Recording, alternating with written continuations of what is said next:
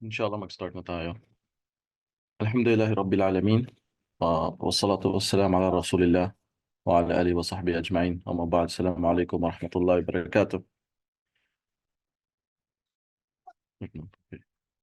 So inshallah, panibagong webinar ulit. Maraming salamat sa pag-join. At yung mga iba siguro na busy. Okay lang dahil naka-record naman ito at ilalagay din natin sa social media. So ang topic is patungkol sa ang pagse-celebrate ng New Year sa Islam. So, ito ay para magbigay kaalaman sa mga kapwa din natin mga Muslims at ganun din sa mga hindi din Muslims para hindi nila pag-isipan na pagdating sa araw na ito, bakit parang KJ yung mga Muslim, parang killjoy, hindi nakikihalubilo, mayabang, sama ugali, ayaw makisalo, niyayaya naman, may kapitbahay akong Muslim, ayaw makisama, wala hindi sila parang makatao ano, di ba? So, maaaring baka gano'n ang sabihin nila dahil sa pag hindi sila napaliwanagan, na ano ba yung paniniwala natin mga Muslims? Bakit tayo hindi nga nagjo-join sa kanilang festival sa mga bagay na ganito? At doon sa mga Muslims na nagse-celebrate o so nakikihalubilo, at least malalaman din nila yung patungkol sa religion nila. Lalo ikaw ay Muslim, nagsasabi ka Muslim, not only by words, by bunganga lang, by dila, Muslim ka lang by salita or sa ID, sa passport, I mean sa birth certificate.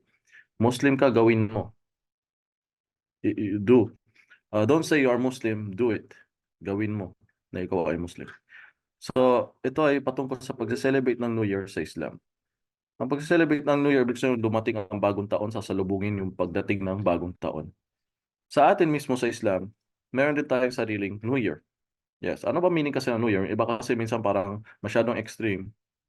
Galit na galit sa salitang birthday, galit na galit sa salitang New Year, o galit na galit sa mga ganitong salita na hindi niya iniisip. Ano ba meaning yun? Bagong taon eh. Masama ba sabihin yung bagong taon? Oh, bagong taon ngayon ah. Anong date ngayon? Iba na pala yung susulat mong date sa ano mo, sa notebook or sa fill upan mong papers. Ano meron? Ano meron sa salitang New Year? Yung ba mismo salitang New Year is masama? Minsan pa pati yung birthday. May mga iba pa magsasabing walang birthday sa Islam. Pati siguro yung non-Muslim baka nagtataka, paano dumadagdag yung edad nyo kung wala kayong birthday? Ibig sabihin birthday, kaarawan ng pinanganak ka. Ito yung araw na pinanganak ka. So sa tuwing taon darating ito is dadagdagan yung edad mo, di ba? 1 year old ka na, 2 years old, 3 years old, 5 years old. Ang tinutukoy doon yung celebration, hindi yung salita mismo na birthday at New Year. Okay? Huwag kang magalit dun sa salita na yon. Dahil ang ibig lang sabihin yun ay pinanganak ka. Kailan ba birthday mo? Okay, ganitong araw. Ganitong araw ka pinanganak. O kailan ka ipinanganak? Okay, anong taon, anong araw? Tapos itong New Year, ganun din. Bagong taon. So sa Islam, meron tayong bagong taon. New Year. Sa Hijri calendar, simula nag-migrate ang mga sahaba, pati si Prophet Muhammad, peace be upon him, nag-migrate sila sa Madina. So nagkaroon tayo ng sariling calendar, Islamic calendar, na Hijri, lunar. So, ang New Year natin is pagdating ng Muharram, buwan ng Muharram. Ito yung unang buwan sa Islamic calendar. Pero ang tanong, sineselebrate ba natin? Wala din. Kung sarili natin New Year's, hindi na nga natin sineselebrate. Hindi tayo nagsiselebrate. New Year pa kaya ng iba. Okay? Kung iisipin mo, yun yung araw na nagkaroon tayo ng sariling city. Nagkaroon tayo ng Madina, Islamic place. Nag-migrate ang mga sahaba after ng pang-aapi sa kanila ng halos more than 10 years pang-aapi sa kanila na hindi sila lumaban. So, kung isipin, ito yung dapat i-celebrate pero ganun pa man, hindi nga natin sineselebrate dahil bawal. Dahil binigyan ng tayo ng Allah ng dalawang celebration at ito ang Idul Fitr, Idul Adha. Idul Fitr pagkatapos ng fasting sa buwan ng Ramadan, ang huling araw nito, pwede tayo mag-celebrate, halal. At yung Idul Adha, ito din yung pangalawang Eid natin na pwede natin celebrate. Pero ano man celebration nang hindi mula sa atin na lalo pag may kinalaman sa reliyon ng iba, at ito ay paulit-ulit nangyayaring may monthly o may every year na exact date, ay dito pinagbabawal ng Islam na hindi pwede. Tulad ng birthday, anniversary, Mansari, yan. Kahit yung mga sabi mo mag-asawa lang kayo, mansari yung ngayon. Ito yung araw na kinasal kayo. So what? Ginawa ba ng propeta? Ginawa ba yung ila? Ginawa ba ng mga sahaba? Pero mga ordinary celebration na hindi naman may walang saktong date. Kunwari, graduation or uh, may nakapasa sa exam, may bagong panganak. Yung mga bagay na hindi naman palagi nangyayari ito, na wala namang connection sa pananampalataya ng iba. Gusto mo lang magpasalamat, mag-celebrate. Ikaw ay nakapasa sa exam ngayon, board exam. Ang anak mo nakapag-memorize ng Quran, na memorize yung buong book ng Quran cover to cover mula sa isang page hanggang sa huling page, lahat yung nilalaman yan. So, yun, walang problema. Walang connection sa pananampalataya ng iba at hindi naman palaging umuulit na exact date, exact month. So, yung word hijab day, exact date, di ba? Every February, I think 1. So, kada taon isi-celebrate nila hijab, which is, iisipin mo maganda, pero yes, ginawa ba ng propeta? May connection na sa religion eh. Nagdagdag ka na ng another festival eh. Dalawa lang. At ang pangatlo dito is, bawal na. Kasama na din yung every Friday na pwede ka rin mag-celebrate na may mga bisita. Pero sa Friday, kumain, salo-salo sa pamilya, walang problema, inshallah. Allahu alam.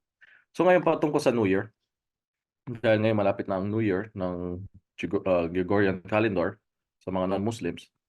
Kahit anong, alam mo, isang type mo lang ng Google. Tayo, hindi naman tayo kumukuha ng knowledge dito dahil may sarili tayong mga books knowledge. Pero para dun sa mga hindi Muslims na hindi din naniniwala sa ating mga books o sa ating mga scholars, kahit magbukas lang sila ng favorite nilang Google search, pagka-type mo palang New Year, pagans, ipapakita agad sa'yo, lalahililitaw, the pagan origin of New Year, ang pagano na original na pinanggalingan ng New Year. Ito ay tradition, pagan tradition, tradition ng mga pagano. Pagano is yung sumakasamba kung saan-saan na lang, no, kahit ano. Roman celebration. Ito ay Roman celebrate, panahon ng Romano ito, na nilagay nila sa January 1st by offering sacrifice to Janus in hopes of gaining good fortune in the new year. Kita mo, ito yung pinanggalingan talaga ng totoong New Year. Ang pagse-celebrate nila at pag-sacrifice, nag-aalay sila. Ang sacrifice, isang ano yan, ibada na dapat sa Allah lamang ibinibigay ang sacrifice. Ang pagkatay mo, pag ikaw ay nagkatay na para sa isang hari o ano, ito ay shirk, no? Pagtatambal. Kahit ang Muslim, bawal kumain doon. Pag-aaralan mo ang Kitab at-Tawhid, mahaba din ang explanation patungkol sa ganyan na pag-aalay para sa iba pang Diyos, ibang Diyos-Diyosan, bukod sa Allah. So dito, sacrifice para kay Janus sa hope na magkaroon sila ng magandang taon. Itong si Janus ay isa sa mga Roman gods na believe ng mga Romano noon, yung hindi pa sila Christian, na marami silang gods. At ito isa sa mga god nila, si Janus, na may dalawang muka. Okay? At yung maraming ano dyan, dalawang muka, na yung isang muka ay nakaharap magtalikod sila. Yung isa nakaharap sa kabila, yung isa sa kabila. Para yung isa nakikita din yung future daw at yung isa sa past. At dito sila nag-offer para magkaroon ng magandang future. Ito ay shirk, pagtatambal sa Allah, na hindi mo namamalayan. So sa pakikjoin mo, sa halubilo mo, na ito ay matinding may kinalaman na sa akida mo, pananampalataya. Kaya nga tayo nilikha ng Allah, di ba? Wa ma khalaqtul jinna wal insa illa liya'budun. Nilikha ko ang mga engkanto at tao dahil para siya ay sambahin. So, yung ginagawa mong ritual na ito na hindi mo namamalayan, na nakakapaggawa ka na ng pagtatambal sa Allah, na sineselebrate mo ang araw ni Janus sa sacrifice na ito. Siguro na iba lang ngayon, modern, papaputok. Tsaka bakit siya nagpapaputok? Sa totoo lang, isipin mo din. Para daw umalis ang malas, kung tatanungin mo sila, di ba? Nakasalalay yung kanilang swerte at malas sa mga bagay na ganito. Bilog na prutas, bilog, kaya nabobola. Ano mo yun? Nakasalalay yung buhay nila sa isang bilog lang na prutas. Hindi sa nang insulto, pero kung ikaw may isip, ikaw ay isang tao may pananampalataya tunay sa nag-iisang Diyos na lumikha sa iyo, ang nagbigay ng buhay sa iyo, ang nagbigay sa iyo ng mata kaya mo napapanood ngayon, ang nagbigay sa iyo ng tenga kaya mo ako naririnig ngayon, ang nagbigay sa iyo ng sariling isip at katawan at buhay, pamilya, ah, trabaho, pagkain. So, ito yung Diyos na nagbigay sa'yo lahat-lahat. Tapos ngayon, isasalalay mo lang sa maliit na bagay o bagay, mga prutas na kakainin, yung pananampalataya mo, yung iniisip mong biyaya at swerte, doon mo iniisip na manggagaling. Tama, hindi? So, ang matinong tao ay mag-iisip talaga siya kung tunay siya ng nananampalataya at sumasamba lamang sa isang Diyos.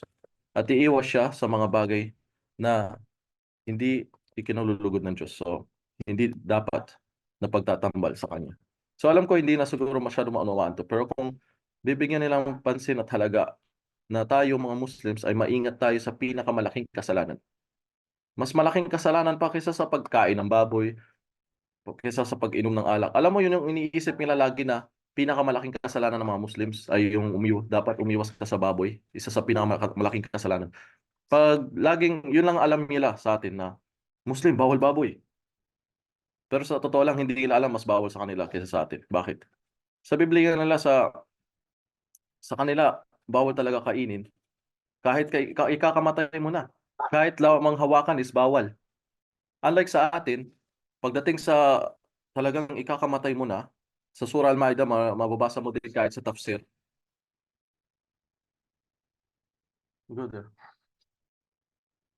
Sa Surah Al-Ma'idah, kahit mababasa mo sa tafsir na pag emergency na, ay pwedeng kumain ng isang Muslim kapag ikakamatay na talaga niya, nasa desierto siya, walang tubig, walang pagkain, at biglang may lumitaw na baboy at pwede siyang magkuha doon ng konting bahagi lang ng hanggat sa ikakasurvive niya sa araw na yun. So, kahit yun pag emergency ay pwede. Pero pagdating sa mas malaking kasalanan kaysa dyan ay yung tinatawag na shirk. Ito yung pinaka-above na malaking kasalanan na kapag ginawa ng tao at namatay siya, inabutan siya ng kamatayan, ay wala nang kapatawaran. Dahil nga ang Allah ay hindi niya pinapatawad ng sino man magpatambal sa kanya. In Allah la yaghfiru an yushraka bihi wa yaghfiru ma duna dhalik. Ang Allah hindi niya papatawarin sino man nagpapa. Katotohanan, in Allah la yaghfiru an yushraka. Ang Allah ay hindi niya papatawarin sino man magtambal sa kanya, bagkus papatawarin niya anumang kasalanan bukod dyan. So, yung ginawa niyang siguro pagsusuga o ano man nagawa ng kasalanan, maaaring patawarin siya ng Allah doon kahit sa kabilang buhay pa may pag-asa, inshallah. Pero pag nagtambal ka at kumilala ka para iba pang Diyos at nag-aalay ka pa o nag-celebrate sa mga Diyos-Diyos na ganito at tinabutan ka ng kamatayan, yun ang wala nang balikan at wala nang kapatawaran. Binagbawal niya ang paraiso sa mga taong sumamba pa ng iba pang Diyos. So, ang isang Muslim kailangang umiwas dito. Ang reliyon natin sinasabing na kinukutya nila maraming bawal, maraming bawal. Hindi nila napapansin sino ba nagpadala nito? Tayo ba? Tayo ba naggawa ng ating batas? Tayo ay alipin ng Diyos. Kung ang isang gobyerno, isang hari, marami siyang ipatupad sa isang lugar niya na bawal, susunod ka o hindi? Pag hindi ka sumunod, rebelde ka, di ba? Rebelde ka sa hari mo. Na alam niya kung ano mas makakabuti sa bansa niyo, sa lugar niyo, para sa inyo, sa kaligtasan niyo, di ba? So, tayo pa kaya sinong lumikha sa atin? Ang Diyos na ito, nagbigay sa kanila ng buhay, nagbigay sa kanila ng anak, nagbigay sa kanila ng mata o hininga. Alam mo, kahit putulin lang ng Diyos yung oxygen na binibigay sa kanila para makahinga, magkano kaya ang oxygen kung bibili sila araw-araw? Punta sila sa ospital, tignan nila yung mga taong hindi makahinga doon na walang oxygen. Yun lang, try nila bumili. Yung kayabangan nila, try natin kung saan mapupunta sa pagbili lamang ng oxygen kung hindi sila mamumulubi. Di ba? Yan pa naman number one reklamo ng mga tao sa ating bansa na puro kahirapan daw. Kasi hindi natitignan. Yung Diyos ba na nagbibigay lahat is yung ba talaga kinikilala nila para hindi sila maghirap? Tsaka alam ba nila na ito ay pagsubok? Humihingi ba sila dun sa Diyos na hindi natutulog? Yung Diyos na buhay na hindi namatay? Yung Diyos na hindi nagkaanak? Yung Diyos na walang katulad, na wala pa nakikita sa Kanya, ang may kontrol ng lahat? Yung ba ang hinihingan nila? So inshallah, tanongin po natin ang ating mga sarili. Huwag natin ibase, huwag natin idepende sa, ay, dito ayoko, hindi ko type yung sinabi nito. Hindi. Kausapin mo sa sarili mo, tignan mo ang sarili mo. Kung kinikilala mo ba yung lumikha sa'yo. Dahil balang araw, babalik ka din sa kanya at tatanungin ka din niya. Kaya matakot ka na may mga dumating na warning sa'yo dito sa mundo at binaliwala mo. Dahil balang araw, maaalala at maaalala mo ito. Yung sinasabi na itaga mo sa bato, itaga mo sa puso mo dahil talagang balang araw, ma-realize mo din at kung saan huli na ang lahat.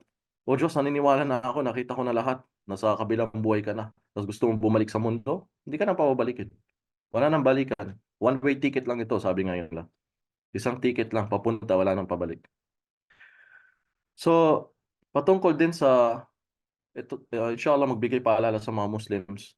Yung pag-iwas sa mga gawain shirk na hindi natin namamalayan. Maliit lang na bagay akala natin. Kahit nagsuot lang tayo ng mga iniisip natin na may mga energy yan na or mga tali sa kamay na pampaiwas ganito or pampaswerte, yun ay pagtatambal sa Allah. Shirk, nahuhulog sa pagtatambal. Kasi nilalagay mo pa yung paniniwala mo sa iba pang bagay, sa mga ganyan-ganyan na hindi naman tinuro ng propeta o wala sa Islam. Hindi tinuro. So kailangan natin umiwas doon at sa pagbebenta din ng mga ikakatulong nila. No, sinasadya mo, hindi naman ako magse-celebrate eh. Pero tignan mo, may bentang paputok, may bentang turotot, nagbebenta ng bilog na prutas. Yung pagbebenta, kung yan ay talagang sa isang taon, yan naman talagang paninda mo. Hindi naman sinadya, tumugma lang sa panahon yan, ay bumibili sila ng bilog na prutas dahil doon nakasalala yung swerte nila. Na kahit ilang taon na buong tumanda na siya, wala pa rin nangyari sa buhay niyang kagandahan. Paano? Doon umaasa. So, wala kang kasalanan doon, inshallah. Kung hindi mo naman intention yun at wala, yun ay paninda mo naman talaga sa isang taon na wala namang haram doon. Kung prutas, titinda ka, huwag mo lang sabihin, nagtitinda lang naman din ako, isang taon na yung turotot ko. Kasi sinadya mo, tayang isang taon na yung turotot mo, sinasadya mo para doon sa New Year. So, depende na yan doon sa intention ng tao kung ano ba talaga purpose niya sa pagtitinda na yan. Kung sinasadya niya itapat doon o inaantay niya talaga para dumating yung araw na yun. Pero kung paninda mo is wala namang kinalaman sa kanilang celebration din, inshallah. Wala naman. Nakakapahamakat sa'yo. So, inshallah kung may mag-Q&A, may Q&A tayo, I think. Tapos, sa mga lalaki, pwede kayo mag-open ng mic. Sa mga babae, pwede po kayo mag-chat dito at babasahin ng admin, babasahin ko, inshallah. Kung may mga katanungan kayo related sa ganito. About sa panunood, I think may ginawa akong video last 2 years na. At kanina, share ko lang pa rin siya. Doon yun sa Islam Web, I think. Tapos, translate niya yung Zul Amin, I think, sa Tagalog na pag hindi mo naman sinasadya, ikaw ay napadaan lang at napatingin, insya wala. Pero pag sinasadya mo, inaabangan mo din, ay kabilang ka doon. Kaya kailangan mo iwasan. Tulad ng sinabi ng Propeta Muhammad SAW, وَمَا تَشَبَّهَ بِقَوْمٍ فَهُوَ مِنْهُمْ. Kung sino man ang gumaya sa isang grupo ng mga tao, ay ikaw ay kabilang sa kanila. So ito ay hindi lang about din sa New Year, about din sa ibang mga celebration ng mga hindi Muslim sa kanilang Diyos-Diyosan. So alam niyo na yung pinanggalingan ng New Year at alam niyo na yung purpose nito, yung pagpapaputok nila para daw sa malas. Pero tingnan mo, yung anong year yon yung nagpaputok sila, New Year yun eh. Sakto parang 2020 or something. Tapos after yun, ano nangyari? Nasaan yung silbi ng paputok nila? Dumating, after 3 months, talaga na lockdown tayo lahat ng March. Dumating ang COVID. Pumutok ang Volcan Taal. Kung ano nangyari? May mga iba nagpo-post na, grabe ka naman 2020. May kinalaman yung taon 2020 doon. Di ba? Tapos sisisi mo, grabe ka. Parang sinasabi mo, grabe ka na Diyos, no? Sa gusto niya. Grabe ka naman Diyos sa parusa mo.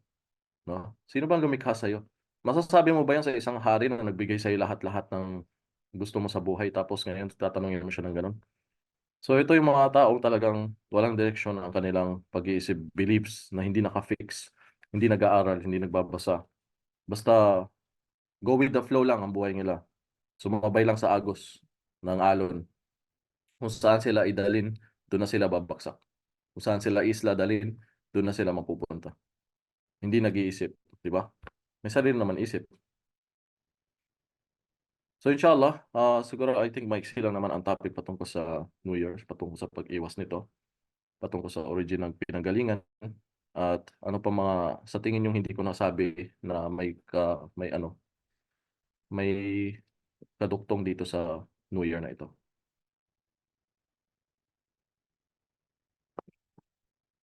So inshallah magtanong lang po, wag mahiya. Tapos ang ating mga kaya, inshallah. May naalala ko ganito sa kasal minsan na may ginagawa silang sa atin sa Pilipinas, kahit Muslim, may kultura minsan na magluluto yung nanay ng manok, tapos ipapakain doon sa groom na titignan ko anong ipipiliin niya na parts ng manok. Pag nakuha niya itong part, ibig sabihin maganda ang magiging future niya sa anak nila. At pag ito naman part, ibig sabihin medyo alanganin, 50-50.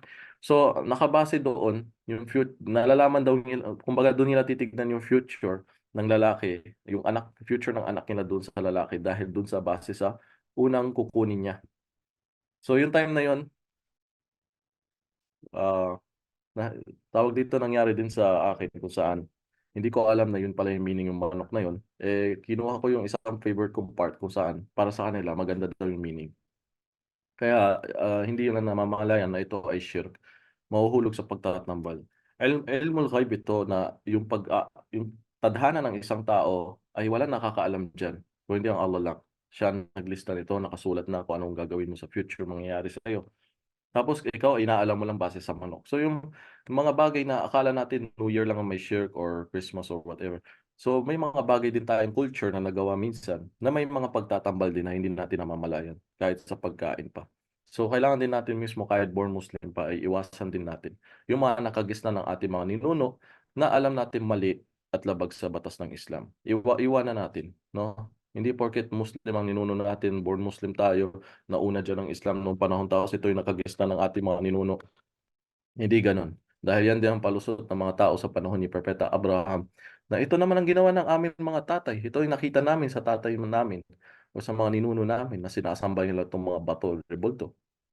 So, yun ang palusot nila kahit nakikita na nila yung tama sa mali. Nakikita na maliwanag na sa kanila yung katotohanan. So, iwasan natin. Huwag ma-pride na, hindi, pinamana to ng magulang namin noong panahon. Kung alam mo naman is ikakaalis mo sa pagiging Muslim, 'di ba? Anong pipiliin mo, maging tunay na Muslim or kumapit pa rin sa maling practice ng ninuno mo, mga forefathers mo o mula sa tribo, kultura niyo. Okay? Walang problema ang Islam sa kultura o tribo hangga't walang nilalabag to sa Islam. Kung ikaw ay isang Amerikano at ang favorite mo is mashed potato, kultura nyo ito, wala kayong kanin din, wala yung problema. Ikaw ay Italiano, pizza ang pagkain nyo, wala itong problema sa Islam as long as halal at walang nalalabag patungkol sa pananampalataya. So hanggang dito lang po. Huwag niyo pong kalimutan na ito ay mayroon kaming batch 1 ngayon sa January, I think. Inshallah, itong MOPA Academy. Thank you sa mga regular customer dito. Kayo na ba ay nakapag-recruit or nakapag-imbita ng iba na mag-join din sa pag-aaral na ito? Na balang araw ay maging isang magaling na daya na hindi mo inaasahan. Siguro ikaw ay mahiyain, hindi mo kaya mag-preach. Oo, nag-aral ka na sa MOPA Academy, pero hindi mo pa rin kaya. Parang medyo mahiyain ka pa rin. Sa private mo lang kaya siguro magturo. Pero yung taong in-invite mo, na baka mas makapalang face kaysa sa atin, na pag natuto siya at balang araw siya yung naging public, na makapagdawa, makapag-share sa mga tao, na which is ikaw hindi mo kaya at hindi mo talaga magawa. Pero yung taong in-invite mo, malay mo siya yung naging mas ganun, na nagawa niya sa public ang hindi mo kayang gawin. So inshallah, bahagi ka sa record na yon, sa mga reward na nagagawa niya. Dahil isa ka sa nag-invite, isa ka din naging daan na para siya ay matuto at naging ganun. So, kahit hindi mo man nagawa na maging public na daya, ay yung taong in-invite mo ay naging public daya. So, imagine mo yung reward mo doon. Kaya inshallah ay ang Allah na bahala doon sa inyong mga reward. At naway sana katipalan kayo na bigyan tayo ng kaalaman sa Islam mula sa pamamaraan na pag-aaral dito sa online na anytime ikaw ay free. Inshallah, paki-follow po ang kanilang page at paki-share sa mga group nyo. Sa mga uma-attend dito na may mga iba silang group, wala pong problema. Paki-share po ito at ipaki-join yung mga members nyo, mga classmates nyo, mga pamilya nyo. Kahit yung mga hindi Muslim, try nyo. Malay mo na ano lang, nalibang, di ba? Share mo lang sa mga kamag-anak ng hindi Muslim. Kami ganun yung isang ustad na kinuha ko na nagtuturo sa online namin. Marami kaming non-Muslims na nag-aaral po online. Ang dami. Minsan pa sila sa totoo lang yung pinakamataas na grades. Alam ko, ginawan ko na ng video yan o sinishare ko minsan sa post ko. Na yung kung sino pa yung mga hindi Muslim, ang tataas ng grade sa mga subject patungkol sa tawhid, sa kaisahan ng Diyos, about sa haligi ng Islam, yung mga basic, sila pa talaga yung mga matataas na grade sa totoo lang. Nakakapagtaka. Kaya I mean, ganito natin gawin na welcome kahit hindi Muslim. Na malay mo ginagawa lang yan libangan, gusto yung ma-educate ang sarili niya para hindi siya maging ignorante sa pananampalataya ng iba. So, ganun pa man, bandang huli din, marami sa kanila nag-PPM after ng level 1 o level 2. Sasabihin nila gusto na namin mag-Muslim na malinaw na talaga yung pinag-aralan nila, pinag-isipan na mabuti at pinag-aralan nila ng 6 months, 3 months at nagiging Muslim after yun. So, ang kagandahan dun tingnan niyo at ito yung mga tao na hindi na talaga aalis inshallah dahil sa, pinag-aralan nilang mabuti bago nila pinasukan. Talagang curious sila at inalam nila lahat at halos alam na nila pati Fatiha bago pa sila mag-Muslim kaya nag-Muslim na sila. Alhamdulillah tingnan mo yung, nagawa namin na open kahit sa mga non-Muslim. So, ikaw ay nahihirapan magdawa sa pamilya mo ng mga hindi Muslim, try mo i-join sila dito mamaya gawin lang nilang libangan na online, pumasok sa mga ganito, manood ng mga videos at hindi mo namamalayan na inshallah gabayan sila ng Allah na maging mapalapit sa katotohanan. So hanggang dito lang po kung wala po kayong katanungan, maraming pong salamat naka 30 minutes na po tayo. Ah, kung wala kayong katanungan inshallah i-stop na din po natin. So maraming salamat sa pagdating niyo dito at nawa'y nakapag-benefit 'to sa inyo at kung sure kayo wala ng kulang nasabi ko na yata lahat dito, okey? Kasi ako minsan wala akong script sa pagsasalita so ganito lang kung ano yung naalala ko kanina ni-review ko inshallah. Subhanallah wa bihamdihi asyhadu an la ilaha illa anta wa astaghfiruka wa atubu ilaik. Maraming pong salamat sa inyo. Jazakumullahu khairan. At yun nga, walang pagbati din, Happy New Year, no? Kasi yung pagbati din, ibig sabihin, sumasang-ayon ka din sa kanilang celebration. So, pati pagbati ay, minsan yung mga iba, akala pag yung ginawang Arabic is halal na. Happy birthday, ay haram. Ay, okay. Eid Milad, in-Arabic mo lang eh. So, ibig sabihin, yung baboy, pag in-Arabic mo, khanzil, ibig sabihin, halal na, pwede mo nang kainin. Uy, baboy yan ah. Hindi, khanzil ito. Ay, halal, pwede ko kainin. Nagiging halal ba pag in-Arabic? Di ba? Kaya yung mga iba pati kanta, haram ang kanta. Pero ito, Arabic naman eh. Di ba? So akala nyo na pag in-Arabic, Happy New Year, haram. Ah, Amun Jadid. Okay, pwede. Hindi po, kahit nagiging Arabic pa yan, walang kinalaman yan. So sa dagdag kaalaman yun, na naalala ko lang inshallah. Okay, maraming salamat. Ingat po kayo.